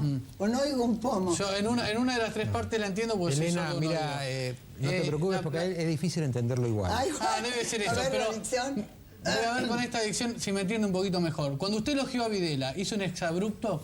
Yo no puedo hablar por mi investidura actualmente del pasado. Yo tengo que hablar usted habló de de exabrupto. leyes y de proyectos de leyes. Mi ánimo Nada no, más. de No verdad, voy mi a ánimo no es polemizar contestar con usted. ninguna pregunta que se refiera al pasado porque yo estoy representando a todos los habitantes de la ciudad Discúlpeme. y mi investidura Sí. me impide No, no le referirme impide, al no le pasado. dar ninguna opinión. Sí, señor, Perdón, me Diego. impide. De verdad mi intención... Desde que leí el reglamento interno de la Qué legislatura de la bárbaro. ciudad de Buenos Aires. Elena, disculpe, mi intención no es polemizar con usted. Usted hoy pidió disculpas por los... No pido perdón por haber hecho sufrir bueno, a la gente. yo también soy sordo, pero dejo terminar de hablar. Lo que quiero decir es esto.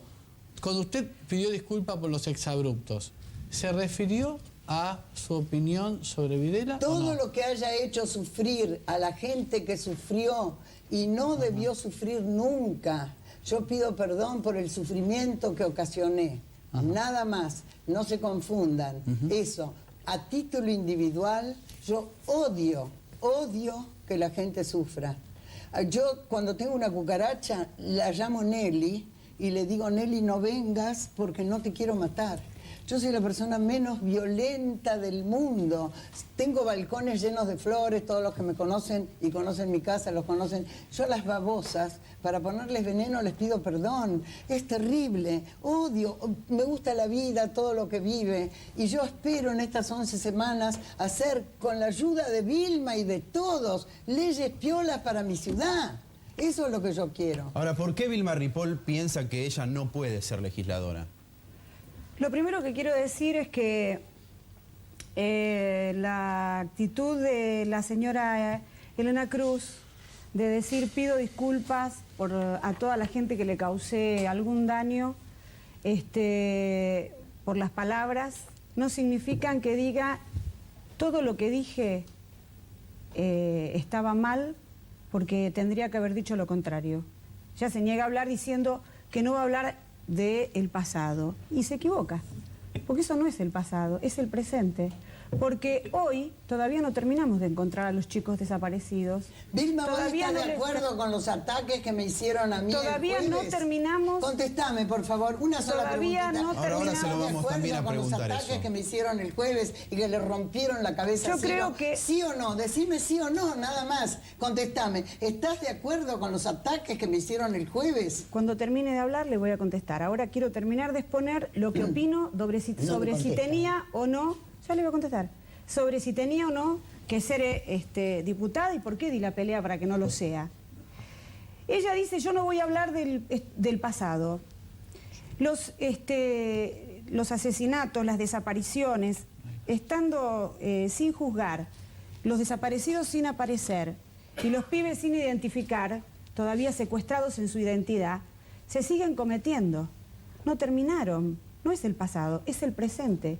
La impunidad es el presente y la pelea hoy está más viva que nunca porque están siendo convocados a declarar por suerte porque logramos junto con nuestra compañera Patricia Walsh en la Cámara Nacional que se votara y una serie de diputados que se votara la anulación de las leyes de obediencia debida y punto final, y eso abre la posibilidad de juzgar de nuevo a todos los genocidios, juzgarlos, y además vamos a movilizarnos para que también se los encarcele y no vuelvan a quedar libres en ninguno de ellos, incluidos los que acaban de declarar como Viñoni, ¿Pero por qué Arguindelli, ella no puede ser legisladora entonces ahí vamos al tema. ¿Cómo no voy a poder si soy legisladora? Bueno, según ella trató de impedirlo. Gracias a Dios y gracias a la legislatura porteña que se portó con una democracia excepcional, con unos discursos excepcionales, estando en desacuerdo con mis dichos individuales, han votado para que yo pueda entrar, lo cual es un canto a la democracia, bueno, es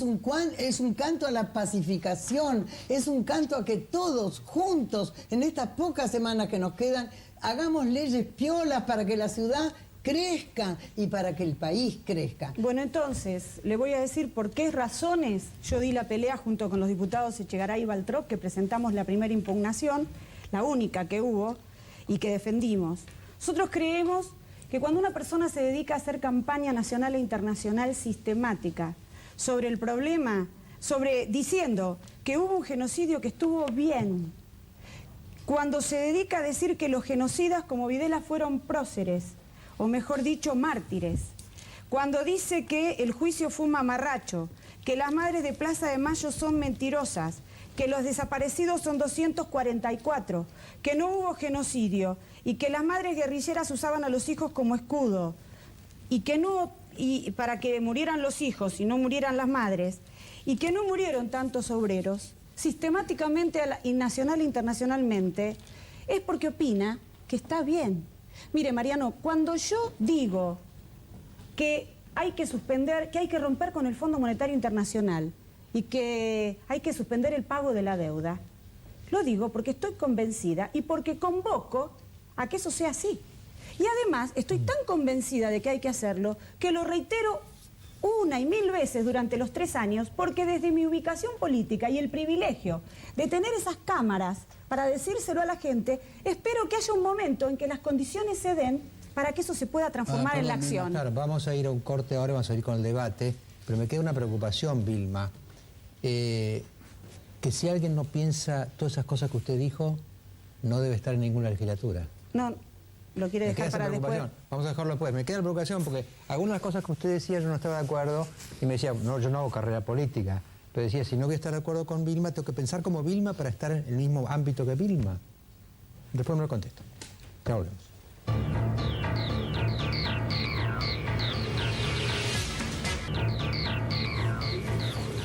No, Vilma, yo le repito la pregunta, porque mi pregunta no es para polemizar con usted, pero sino para decirme si para usted hay algún pensamiento que esté prohibido. Es decir, hay cosas que no se pueden decir, hay cosas que usted dice que nadie las puede decir. Esto es lo que me preocupa a mí. Hay una zona de prohibición del pensamiento, en su pensamiento. No, en mi pensamiento no. Hay una reivindicación. En un país donde hubo un genocidio, hacer campaña pública diciendo que estuvo bien y mentir diciendo que todas las cosas que nos costaron averiguar con vidas cuál fue la verdad, es una línea divisoria que otros países pueden no tener y no tendrían ningún problema que alguien opine una cosa así sobre un país vecino. Pero en este país todavía no terminamos de encontrar a los compañeros muertos, ni encontramos de recuperarle, ni pudimos terminar de recuperarle la identidad a los pibes, ni dónde están, ni quién se los robó, ni siquiera tenemos esa posibilidad, porque aunque hagan declaraciones internacionales, vienen acá a los genocidas y los dejan libres. Ahora, Ripoll, que ella suma no impide que realmente se encuentre la verdad sobre los 70. No, pero hay una cosa que es distinta. Como puede pasar ahora con la nulidad de obediencia de vida y punto final. Claro, pero si ustedes, que yo creo que ella y cualquiera, yo le aclaro una cosa, yo no tengo problema. Hay gente que opina lo mismo que Elena Cruz. Y hay gente, claro, no sé si mucha, creo que cada vez menos, pero hay mucha gente que opina. Cada y hay vez mucha más. gente que en la legislatura tiene opiniones absolutamente distintas que las mías. Y te lo pueden decir, soy absolutamente respetuosa de las diferencias. Pero hay una línea divisoria que es opinar y hacer campaña política sistemática de que el genocidio estuvo bien en un país en donde todavía no hubo justicia, en donde todavía la lucha de los derechos humanos tiene las tareas más importantes por conquistar. Ahora, Entonces, perdón, mientras vos hablabas, si cualquier dirigente político utiliza la banca, utiliza los fueros y utiliza, en un país que hubo genocidio, a nadie se le ocurriría en Alemania que un diputado, además va preso, ¿no? Pero que un diputado utilice una banca para hacer campaña política. Bueno, ella viene haciendo sistemáticamente, no fue un error de un momento. Yo tengo la cinta grabada de todas las veces que los dijo en todos los lugares. No era legisladora, Vilma. Ahora que soy legisladora, únicamente voy a hablar de proyectos de ley y de leyes para mi ciudad, porque a mí mi sueldo me lo pagan todos los ciudadanos de la ciudad y no me debo únicamente a los que me votaron, me debo a todos los ciudadanos de mi ciudad y no puedo, estoy vedada de hacer discúlpeme, política. hace nada más que 3 minutos, mientras Vilma Ripoll hablaba, usted acotaba, y usted es una gran actriz, más allá de que yo políticamente no comparto nada con usted. Es la primera vez que alguien me dice que soy una gran actriz, ¿cómo se lo agradezco? Usted sabe morcillar y meter un bocadillo, quizás mejor que el resto de los políticos. ¿Usted sabe qué dijo mientras Vilma Ripoll hablaba? ¿Qué dije? Cada vez más. Usted en ese momento hizo lo contrario a lo que está diciendo. Fijó una opinión sobre el tema a la que Vilma, al que Ripoll se refería, y yo le pregunto a usted. Como yo, dije que cada vez hay más gente ¿por qué que no piensa amplía como un poquito yo? qué cree que piensa la gente? Es una opinión personal que recibo. Yo recibo Bueno, ¿qué cree la usted calle. que piensa la gente cada vez más? Yo le hice una pregunta a la diputada. Pero perdón, y le pido acá que me la estamos en un lío conteste. total, Vilma, ¿no? ¿vos estás de acuerdo Perdón. con la violencia de la cual fui mártir yo y Ciro el jueves pasado? Creo que la Decime, ¿sí principal- o no? creo que la ¿Estás de principal acuerdo? violencia ¿Sí o no? es lo que usted- No me estás contestando. Contestame, ¿estás de acuerdo? ¿Sí o no? ¿Con esta? ¿La trompada que Sí, su marido no le pegó a la trompada, compañera? No fue trompada. ¿Qué no fue trompada si tiene la boca Apartó a lastimada? una persona que me estaba pegando a mí. No, le pegó una trompada Pero y vos están los estás de videos acuerdo y en con la la foto. violencia. Esa violencia la generamos nosotros, Vilma. Ustedes provocan violencia. ¿Sí o no? No me Ustedes contesta. provocan No me la dice violencia. sí o no. Ripoll, ¿cuál sería el quiero que límite, me perdón, conteste. déjeme, cuál sería el límite de estos scratches? Una cosa es manifestar, escrachar a una persona y poner de evidencia determinada cuestión, y otra es llegar a este punto, ¿o Sí, no? se llegó a este punto porque en realidad nosotros nunca hacemos justicia por mano propia ni estamos a favor de esa política y hemos hecho millones de scratches. Eso es cierto. Y los hemos hecho junto a los organismos y solos y los vamos a seguir haciendo. En este caso se desbordó la cosa y le pegaron. Sí, pero le pegaron a partir de que a una embarazada que estaba ahí, el señor Bueno, Fernando pero primero Ciro- los habían agredido y Ciro no podía saber que era una Está embarazada. todo filmado. Sí, Ciro esa nunca trompada pega con la mano izquierda. Ah, no. Apartó a, Suerte que no nunca. pega, pues si viera cómo le dejó la boca. Apartó aparta a así. alguien Pero para que no me pegara a mí. Acá Pero por eso yo quisiera terminar de decir... Pero el hecho es importante, es importante. ¿Está de acuerdo o no? Está bien, suponiendo que Fernando Ciro, que está ahí, que no habla, que le pegó a una señora, pero le pegó antes o después de pegar. Claro, ¿Quién antes. empezó? ¿Quién empezó con la violencia? Ese es el tema. Él le pegó, por eso Él el pegó marido de antes que el huevazo, antes marido que de la todo. compañera Ciro le empezó con la devolvió con una violencia. pancarta con la mala suerte de que lo lastimó, no sé si con la punta de la pancarta, porque es imposible, porque si hubiese sido con el esto palo, cambia los hechos. no tendría Pregunta, dos puntos. querría preguntar esto, lo primero que me surge casi espontáneamente. ¿No será que los dos sectores son antidemocráticos? No, yo soy totalmente democrática. Toda mi vida fui democrática, adoro la democracia, respeto. Mira, Mira, la Vilma, democracia yo de puedo este estar país... totalmente en perdón, yo voy a desacuerdo preguntar, con todo perdón. lo que vos Acá, digas, pero estoy dispuesta a dar Elena, mi vida para que lo sigas diciendo. Muy bien. Mirá lo que te digo. Y Yo eso creo es que democracia. acá me parece a mí que me interesa mucho si le tu ponen un proyecto. micrófono a Fernando Ciro o algo, porque, a ver, Fernando, ¿cómo lo vivió usted? Porque pues, después del corte me explica. No, Acá lo usted, que yo quiero perdóneme, saber Mariano, si yo sabía es que quién venía pegó Fernando la Ciro primera. y participaba, hubiese traído a la compañera. Yo no tengo ningún problema, pero hubiese traído a la compañera y entonces teníamos de los dos Y lados. cuando está por teléfono su compañero. Pero yo puedo mostrar mis moretones y puedo mostrar, me tengo que hacer una radiografía en el sacro, Vilma, porque me han dado un palazo. Pero no importa, aunque vos hagas esas Pues yo lo caras, que quiero... me lo hicieron. Pero vos todavía no me has contestado. ¿Vos estás de acuerdo con la violencia de que fuimos víctimas el jueves, el pasado? ¿Sí o no? Yo estoy de acuerdo ¿Estás con de los acuerdo? scratches y creo que la violencia que ¿Estás de ustedes acuerdo? generan... ¿Estás de acuerdo? Yo estoy de acuerdo con los scratches, ¿Estás no de con la acuerdo? violencia que se generó después. Vamos a ir a un La corte después. violencia la generó el escrache. A mí me preguntaron, pero ¿cómo Bueno, te dice que atreviste a siga. salir? Y yo dije, ¿estamos cortados o estamos No, al estamos aire? al aire, Y estamos yo al aire. dije, me atreví a salir porque era un escrache donde pensé que me iban a decir palabrotas, pero vos te crees que Iba a estás ser en así. Suiza, me dijeron. Iba a ser así. Eso es lo que me dijeron. Si no me le pegaban, iba a pegaron ser así. y Ciro apartó a alguien para que no me siguieran pegando. Desgraciadamente el palazo en la cabeza donde no tenía que recibir, porque Ciro ha tenido metástasis en el cerebro, por suerte en partes no importantes, pues, el 90% del cerebro no lo usamos. Eso es una gran ventaja. Entonces le dio en ese 90%. Pero es muy peligroso, ya lo oncoló, lo quiere ver, etcétera. Esperemos que no pase nada y esperemos que esto no tenga ulterioridades. Y sobre todo, ¿sabes qué pensé yo, Mariano? Porque todos me preguntaron, ¿qué te pasaba, qué pensaba? Y yo, modestia aparte, porque es muy jactancioso lo que voy a decir, cuando estaba tan desesperada sacándole la sangre a Ciro con una servilleta, pensé, como Cristo en la cruz, perdona a los padres, no saben lo que hacen. Te juro, pensé, no saben lo que hacen.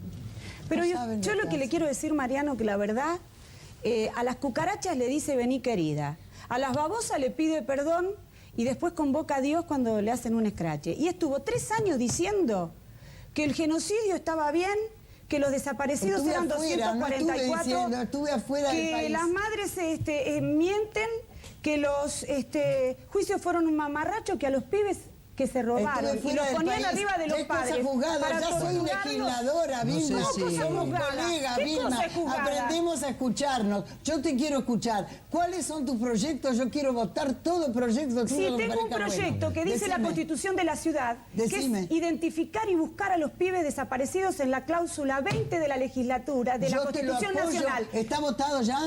¿Cómo que está votado? Es parte de la Constitución. Y usted juró y también dijo, esto es un documento de un programa de televisión donde usted dijo que pone las manos en el fuego por Videla. Sí, y entonces con ley, esas eso mismas es el manos pasado. juró arriba de la Constitución de la ciudad que dice, usted miente, señora. Entonces usted soy miente. legisladora, Vilma.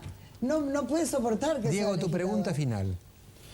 ¿Alguna? Elena Cruz antes pidió perdón por si había generado heridas en determinadas personas a partir de sus dichos. Pero ¿usted pide perdón por lo que dijo o pide perdón por el dolor caso que causé con lo que dije? O sea, ¿usted revisa de algún modo lo que dijo? ¿Ha cambiado un poco de opinión o piensa lo mismo? ¿Que Videla o Macera son próceres? Yo no voy a hablar del pasado porque mi investidura me lo prohíbe.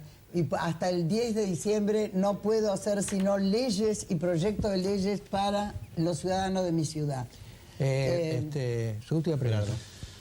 Elena, yo estoy en contra de que usted le hayan pegado. No sé cómo generar, me acabo de enterar acá de otra versión. Yo estoy en contra que le hayan pegado, pero me ofende profundamente que usted sea rama cuando tiene que pedirle perdón a los familiares de los desaparecidos por las barbaridades. Yo también tengo desaparecidos. Elena, Todos tenemos. Mi pregunta es, usted llega ahora mismo, esta noche, aquí. Usted decir, pido perdón a las madres de Mayo, por ejemplo, por haber exaltado la figura de un genocida. Si las he hecho sufrir, les pido perdón a todas. Me llamó una madre de una desaparecida dorada, que fue de... Yo he recibido el llamado del canciller. No me entiende, usted se capaz de decir corrido. Discúlpeme, no me entiendo. Usted dijo, es un problema mío de dicción. Perdón. Sí. Perdón. Me parece, Gerardo, que la está presionando y la está obligando a decir lo que no cree. Pero ella dice que pide perdón. Pero no la obligue a decirle, repita conmigo. Esto ya es totalitario, discúlpeme. Repita conmigo. Le pido, no. Pero además de aunque sea, si no le aunque nace, se no lo le olvida, nace. ni aunque se lo diga 100 veces. Gerardo, no quiero decir una cosa. A mí soy canciller, o sea, el presidente de la República. Estoy en desacuerdo con sus ideas, pero estoy muy, muy afligido con lo que a usted le ha pasado. No queremos violencia en nuestro país, queremos la paz, queremos, por eso saqué el papelito, queremos una comisión nacional para la reconciliación. El país necesita que todos juntos peleemos para que vaya adelante. Y la ciudad, que es la ciudad, la capital federal, lo necesita más que nadie. Luchemos todos juntos, Vilma, por eso. Bueno, tenemos denominadores comunes. La única reivindicación, la única unidad nacional puede ser a partir de que haya justicia y no pide. Ella no pide que vayan a la cárcel ni Videla, ni Macera, ni ninguno de los genocidas. No pide que haya justicia con todo lo que tuvieron. Vamos a ordenarnos un poquito. Y mientras en este país no haya justicia, no se termine con la impunidad, no se puede construir un nuevo país. Por eso es tan repudiable lo que hicieron los diputados de Ibarra, abstenerse después de hacer una arenga sobre la democracia, o los demás diputados que primero la impugnaron cuando estaban compañeros de lista y ayer le votaron votaron para que ingresara después de haberla impugnado. O sea, acá lo que se necesita y que acá le pide él, no lo va a hacer, porque está convencida de que el genocidio estuvo bien. Y entonces, el día que tenga la oportunidad, si tiene un cargo político, no hay condiciones objetivas hoy. Porque hoy van a ir presos los genocidas. Pero si hubiera condiciones objetivas, llamaría a hacer un nuevo genocidio. Me echaron de mi gremio, Elena, rompieron la cabeza a Ciro. Este bloque. Entonces yo me tengo que irme a autoexilio. Vamos a redondear este bloque. Me duele, pero no lo voy a hacer más. Muy bien. Yo lo que querría decir, si me permiten, es, me parece que tenemos, por eso yo le decía a Vilma y a Gerardo, a mí me parece que tenemos que partir de esta premisa. La opinión es libre. Aún la que me parezca más repugnante, la que me parezca más absurda, es libre. En opinión, hay una cosa que es un delito de opinión que se llama la apología del delito, que es un mamarracho. Digo esto porque hace unos 15 días, Eve Bonafine dijo, porque estaba Castro, alguno de ellos, que acá hay que tomar las armas. Eso es libre. Tiene derecho a decirlo. No es apología. La apología del delito no existe, es una aberración autoritaria. Porque es culparlo a alguien por aprobar algo. Yo creo que la opinión es absolutamente libre para todos. Ahora, los actos son otra cosa. Es decir, acá lo que estamos discutiendo es quién pasó de la opinión al hecho. El hecho es reprobable. No somos libres de producir cualquier hecho. No somos libres de matar no somos libres de atropellar, de torturar, no somos libres de eso, somos libres de pensar. Y de la extrema izquierda hasta la extrema derecha son libres de pensar. Yo no le puedo prohibir a nadie pensar, aunque no piense como yo. Lo puedo refutar, puedo usar una razón mejor que la de él o la de ella frente al público, pero no lo puedo prohibir, no le puedo decir, piense usted distinto de lo que piensa. Ahora, cuando hay un acto, aunque sea un huevazo, un palo, o si hubo el golpe a la embarazada, eso no se puede hacer. Ahí es donde termina la libertad. La libertad de opinión es infinita. Si no tenemos esta idea, vamos mal. La libertad de acción es finita, limitada. Rasguñar a una persona es condenable, porque acá ha habido mucho más que rasguños. Y en ese sentido tiene razón Vilma, tenemos que crear una cultura de la no violencia en todo, para que no vuelva a pasar lo que pasó en nuestro país. Esto es lo que yo pienso. Vamos a un corte y ahora vamos al otro tema de la trágica, ahora terrible, banda de los 9 dedos. Muchas gracias a las dos por estar.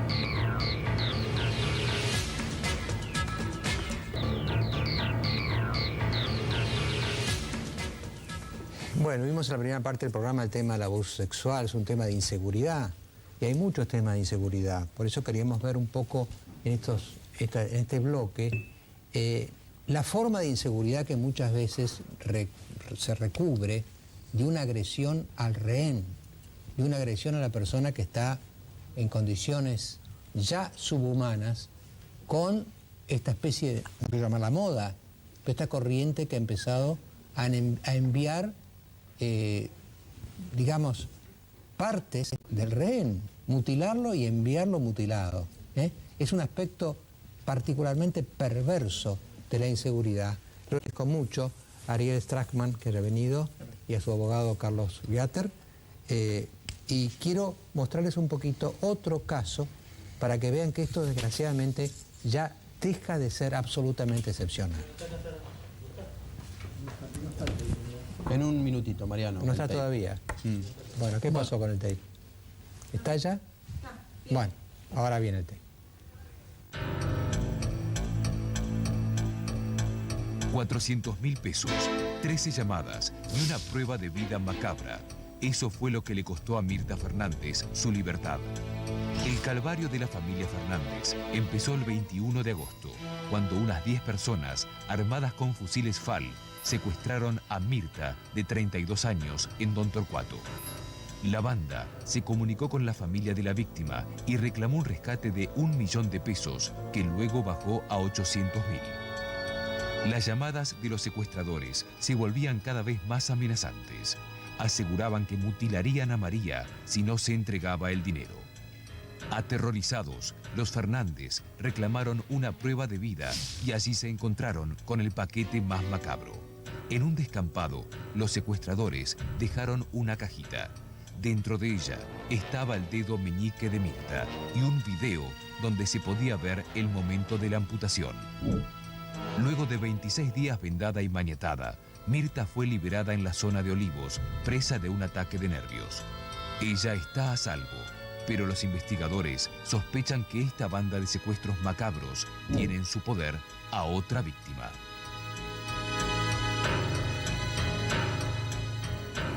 Ariel, contame cómo fue tu caso.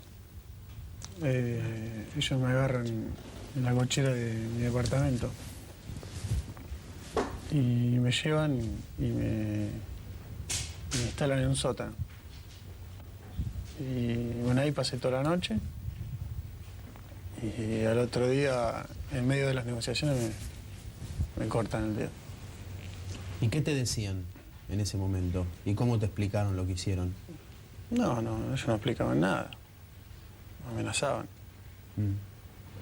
¿Y el dedo ellos lo mandaban a tu familia como prueba de que te tenían o para presionar para presionar, sí.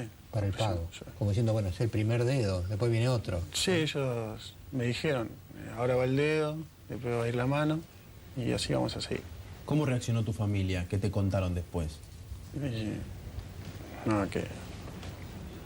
Que era hora de hacer la denuncia, porque ellos decían que no hagamos la denuncia. Y ahí Sí, como vos que va. tuviste, cuando te cortaron tu dedo, tuviste miedo, bueno, miedo que te siguieran cortando primero, pero además del mismo corte, miedo de infección, miedo que te lo cuidaron, te le pusieron alcohol, hicieron algo. Sí, me hicieron un torniquete. Un torniquete. Sí, no, pero miedo no. No, en ese momento no, en infección no pensé. No. ¿Cuánto tiempo estuviste secuestrado en total? Más o menos 30 horas. Algo así. ¿Y este daño cuándo te lo hicieron? ¿Al comienzo del secuestro? No, ya al otro día. Al otro día era. Es decir, ¿ellos se habían comunicado con tu familia ya? Sí, a la noche. Y a lo mejor creyeron que tenían que presionar más y lo hicieron. Claro, porque nosotros le dimos, juntamos una plata que teníamos en casa. Ellos dijeron que con eso no hacían nada. Entonces ahí siguieron presionando con el tema del dedo también. ¿Qué? ¿Y se lo mandaron a tu familia? Sí, sí. ¿Cómo se lo mandaron? Se lo pusieron adentro de una caja de galletitas, algo así. Y lo dejaron en un tacho a la vuelta de mi casa. Y decime, cuando a vos te liberaron una vez que pagaste el rescate? No, en la segunda parte no juntamos un poquito más de plata que teníamos, pero igual no era ni por asomo lo que pedían ellos, ni la sexta parte. ¿Cómo que era la pregunta? No, digamos, ellos después te liberan una vez que pagás el rescate, digo. No, ellos me dejan ahí donde estaba. Me dejan atado, tirado en el suelo, todo, vendado. Y después a las 4 de la mañana cae la policía. No me liberaron ellos me dejaron ahí. ¿Ellos se fueron? Sí, ellos se fueron. ¿Y cobraron y rajaron? No, esa segunda parte no se llevó a cobrar. Ah, no llegaron. No. ¿Y la policía cómo llega a descubrirte? Porque ellos llamaron, hicieron llamadas, diciendo dónde estaba yo, por la duda que me muriera. Doctor Viater, ¿usted estaba en contacto todo el tiempo con la familia? Sí, yo quiero aprovechar para decirle que hubo mucha eficiencia y mucha profesionalidad, tengo que decirlo, nobleza obliga respecto al juez Bonadío, al fiscal Almirante y al comisario Salí de delito complejo, ¿no? Trabajaron con una profesionalidad bárbara a tal extremo que en 30 horas se descubrió. Y esto Ustedes, digamos, la familia hizo la denuncia. Sí. Luego que se manda, luego que se manda el dedo y se preavisa con una llamada telefónica, ahí le hemos mandado un regalito como para presionar la segunda parte del rescate, ¿no? Y esto, si usted me permite, me lleva a hacer una digregación respecto a una constante que hay en este tipo de delito. Primer paso, el secuestro. Es una constante. Segunda llamada telefónica, señores, si no hay pago de rescate boleta y no avisen a la policía. Claro. Y ahí viene el gran drama, el gran dilema de hierro. ¿Qué se hace, doctor? ¿Aviso a la justicia, a la policía o no aviso? Yo me voy a permitir un atrevimiento y ojalá que Dios me perdone si cometo algún exabrupto, ¿no? Siempre apostaría, teniendo a la vista el caso de Ariel, siempre apostaría a la denuncia, con los riesgos que esto implica. Es un dilema de hierro, ¿eh? Habrá alguien que me diga, no, pero fíjate, está loco, también puede ser, acepto esa crítica. Pero en general me da la impresión... Además, si ellos lo piden es porque no les conviene. Exacto. Ahora, hay un tema que yo no lo voy a decir por obvias razones de seguridad, porque esto se está difundiendo mucho. Lo único que me gustaría decirles es lo siguiente. Hay mucha profesionalidad y hay mucha tecnología para este tipo de episodios. Que conviene tampoco no divulgarlo porque no, discúlpenme. ¿Entre los delincuentes, dice? No. Para combatir la delincuencia. Para combatir la delincuencia hay mucha tecnología. Y la prueba está que llegaron a claro. 30 horas, hay mucha tecnología de última generación. Ariel, vos en tu corazón, ¿qué deseabas? ¿Que dijeras a la policía o que no dijeran en ese momento? ¿Cómo te hubieras sentido más seguro? ¿Si hiciera la denuncia? Sí. Bueno, salió bien. Ahora, doctor, salió bien. Sí, dentro de todo pudo haber sido peor, seguro. Tenés un dedo menos. Esa es la verdad. ¿Esto del corte del dedo es 1, 2, 3 casos o es un mecanismo en general que se utiliza para presionar a las familias de los secuestrados? Mire, afortunadamente se acaba de difundir con este caso que usted pasaron el tape, está el caso de Ariel. En general hubo pequeños casos donde llega, si de por sí el secuestro extorsivo es tremendamente abominable, aborrecible. Pero estos extremos realmente son increíbles, el sadismo de la gente. A Y bueno, propósito, sí. doctor, yo quería preguntarle a Ariel, ¿cómo cambió tu vida física y psicológicamente después de este traumático suceso del que fuiste víctima? Yo trato de hacer la misma vida que antes, pero no es lo mismo. Yo creo que nunca más va a ser lo mismo. Ya está. Y tenés que cargar con eso, tenés que vivir con eso que has pasado. Sí, esta gente me arruinó la vida. A mí, tanto a mí como a mi familia. Después del corte, les voy a hablar de algo que no está de moda.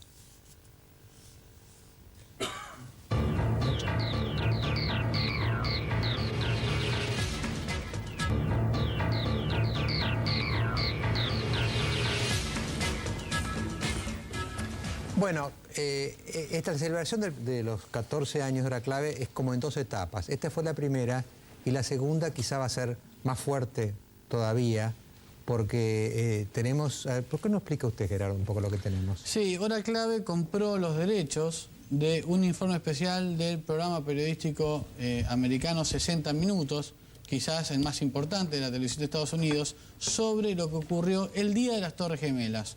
Un documento único en el que usted se puede encontrar con un Bush diferente, flojo, quizás emocionado, donde se va a enterar dónde se escondió ese día, cómo fueron las medidas de seguridad. Realmente es una investigación espectacular. Esta gente habla desde Bush, pasando por su esposa, a toda la Casa Blanca. Y bueno, Hora Clave compró los derechos y seguramente el domingo que viene vamos a... No, y además pensamos un momento, no es el tema de las torres solamente, es que a partir de eso cambió Bush, cambió los Estados Unidos y cambió el mundo. Porque después vino la guerra de Afganistán, todo lo que está pasando hoy fue a partir de esa jornada explicada por 60 minutos. Bueno, lo que yo le decía antes del corte, lo que voy a decirle ahora no está de moda. Voy a hablar de un gaucho. Los gauchos no están de moda. Voy a hablar del entierro de un gaucho. Eso menos de moda todavía, el entierro de un gaucho. Sin embargo, antes de ayer, yo viví una jornada memorable y querría compartirla con usted.